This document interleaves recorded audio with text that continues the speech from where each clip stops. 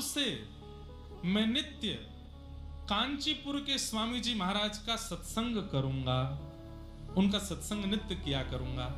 ये बात जैसे बोली तो एक मुट्ठी की उंगली खुल गई। दूसरी बात आपने कही कि अद्वैत वेदांत के प्रकांड पंडित श्री यादव प्रकाश जी,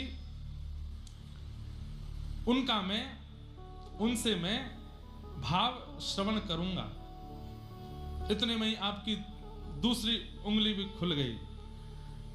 विशिष्टाद्वैत सिद्धांत का प्रतिपालन करते हुए पूरे विश्व में मैं श्री वैष्णव परंपरा को व्यवस्थित करूंगा, ये कहते ही आपकी तीसरी उंगली भी खुल गई। और मानो जैसे मंत्र दीक्षा पंच संस्कार तो नहीं कर पाए, पर अपनी 3 आज्ञाओं की दीक्षा उन्होंने रामानुजाचार्य जी को प्रदान कर दी। ठाकुर जी यूं ही खड़े रह गए, बोले ये कितने अद्भुत हैं कि 9 मिलते हुए भी मिल लिए दोनों।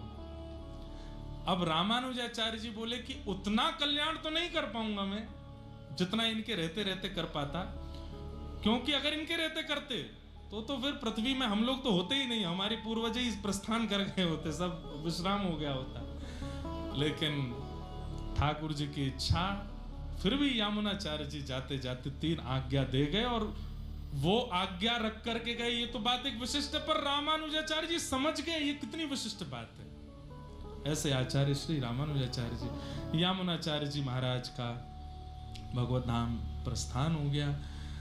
उसके बाद फिर रामानुजाचार्य जी नाराज हो गए रंगनाथ भगवान से और दूर से देख के बोले, आपने मेरे गुरुदेव से मुझे दीक्षा नहीं होनी थी, अब मैं आपके दर्शन करने नहीं आऊंगा। ठाकुर जी बोले, रामानुज तुम कैसे समझोगे, आपकी आज्ञा से ही तो आए हैं हम लोग आचार्य रूप धारण करके मानव कल्याण, फिर भी आप हमको मिलने नहीं दिए। ठाकुर जी बोले, तुम दोनों मिलते तो फिर सबका कल्याण हो जाता, ये संसार प्रकृति आगे कैसे बढ़ती, इस पृथ्वी का चलायमान होना भी तो आवश्यक है, इसलिए मिलन नहीं होने दिया। रंगनाथ भगवान से बोले, आपने मेरे गुरुदेव से मिलने नहीं दिया, मैं अब आपको नहीं देखूंगा, चले गए वहां से।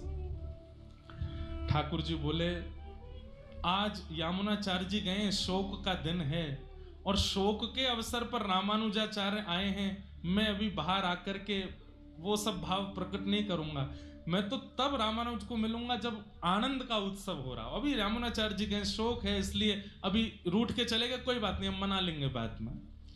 रामानुजाचार्य जी वहां से वापस आए और फिर यामुनाचार्य जी के ही 5 शिष्यों से रामानुजाचार्य जी ने अपने संपूर्ण सिद्धांत को ग्रहण किया।